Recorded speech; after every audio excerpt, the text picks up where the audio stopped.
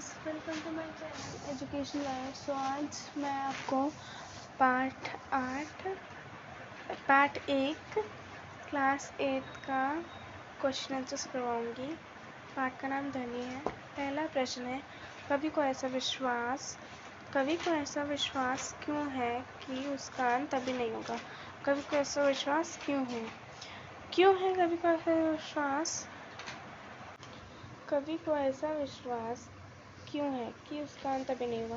कवि कहते हैं कि उसका अंत इसलिए नहीं होगा क्योंकि वह उत्साहित है, जीवन के प्रति आशावादी है। उसके जेल में वसंत है अर्थात खुशियाँ अभी आई हैं। उसे अभी अपनी कविता के द्वारा समाज को जगाना है।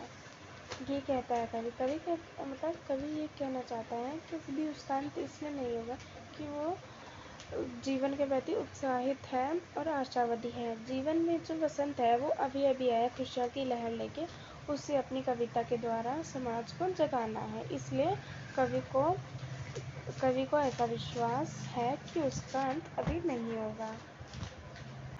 दूसरा प्रश्न है, फूलों को अंत तक विकसित करने के लिए कवि कौन सा प्रयास करते हैं।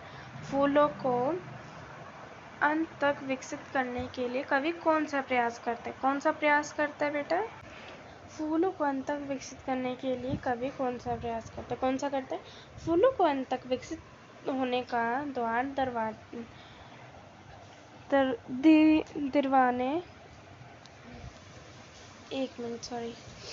फूलों को अंत तक विकसित होने का द्वार दिखाने के लिए कवि कलियों पर हाथ फेरकर उन्हें जगाता है तथा फूलों को जीवन रूपी अमृत से सींचता है। अतः कवि कलियों पर अपने कोमल हाथ फैलाकर जगाना चाहता है।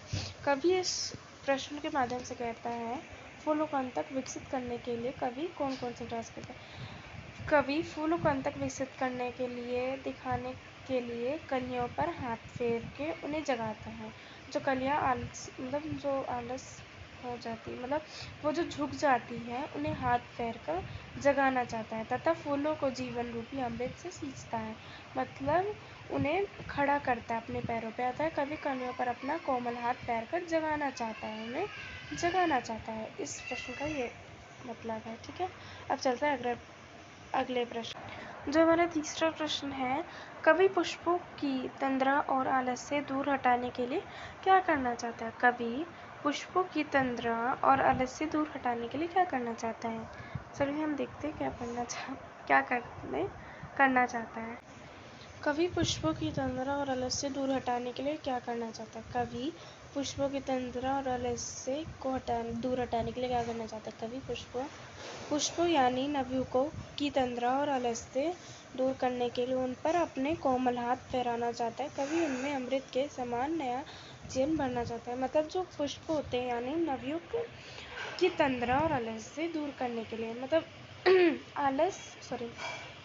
आलस से दूर करने के लिए उन पर कोमल हाथ फेरना चाहता है कि हाथ फेरने से वो जग जाए। कवि उनमें अमृत के समान नया जीवन कवि चाहते हैं कि वो अमृत के अनुसार उनका नया जीवन भरना चाहते हैं, अच्छा जीवन करना चाहते हैं उन्हें जगाकर।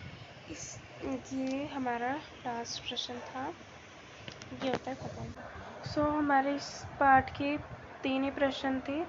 हम अब चलते हैं शब्दार्थ पर। शब्दार्थ, मृदुल का मतलब क्या होता है।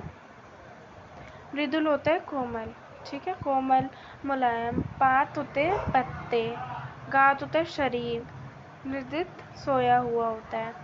प्रत्युष जो प्रातःकाल मतलब सवेरे होता है। इसका दूसरा मीनिंग सवेरा होता है, सवेरा या सवेरे। ठीक है, और तंद्रालास से जो हमने वहाँ पर पढ़ा था, नींद से आलसा हुआ, आलस जो होता है नींद में, जैसे हम आधी नींद में सोए नहीं होते, वैसे नींद से आलस हुआ हुआ, चाहे नींद में आलस करता है वो। ठीक है, लालसा कुछ पाने की चाह, अभिलाषा, इच्छा।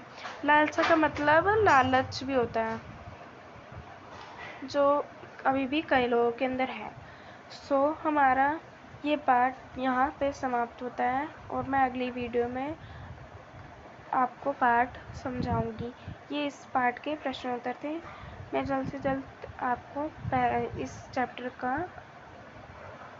को समझाने का बहुत प्रयास कर मतलब समझाऊंगी। ठीक है। सो मैं यही चाहती हूँ कि आप कमेंट लाइक शेयर करके बताने की वीडियो कैसी लगे, मेरा समझाने का तरीका अच्छा है कि गंदा है।